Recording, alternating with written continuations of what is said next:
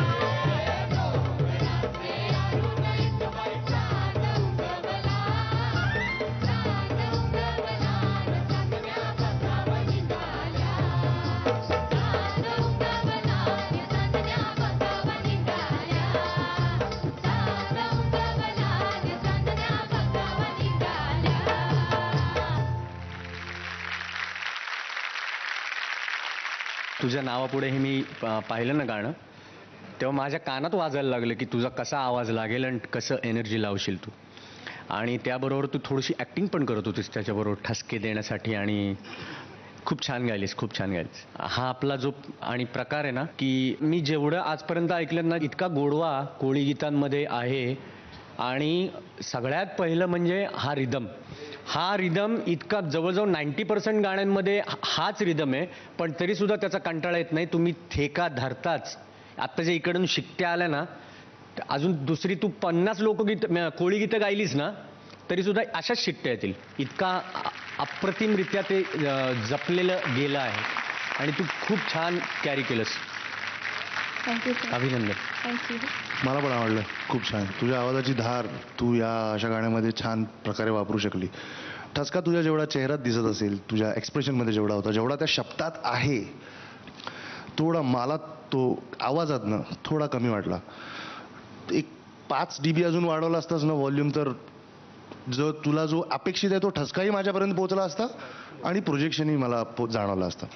अप्रोचलाच थोडासा मला एक बेसिक छोटासा गोंधळ वाटला बस. बिकॉज जर तू येतानाच तशी आली असतीस ना अशी मास्तलीसारखी, तर मग ते अजून झणझणीत पण वाटलं असतं.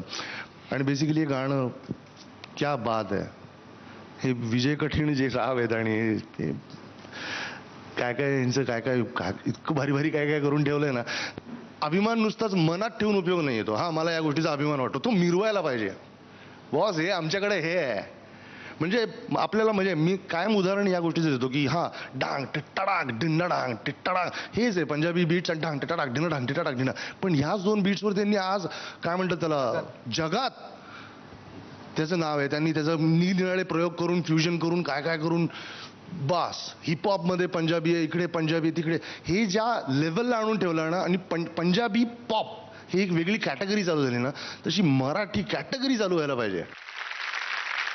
जसं शेल्फ असतात ना कॅसेट सीडीज मोठ्या मोठ्या दुकानांमध्ये, तिकडे आपल्या रिजनलमध्ये एक आपलं मराठी पण असतं. नाही नाही बॉस, उदर मराठीचा एक वेगळा कप्पा असला पाहिजे.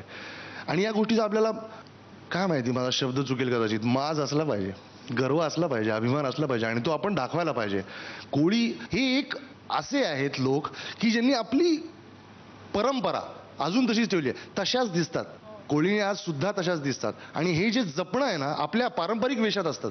हा जो एक त्यांना सुद्धा जो माज आहे ना, जो आपल्याला सुद्धा सगळ्यांना असायला पाहिजे.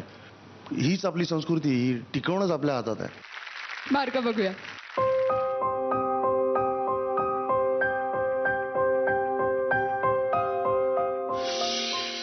अतुलने ध दिलाय. Thank you sir.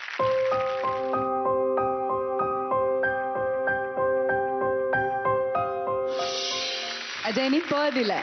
Thank you sir. All the best Rutuja. Thank you. Sa re ga ma pa, ay yeah. Sa re ga ma pa,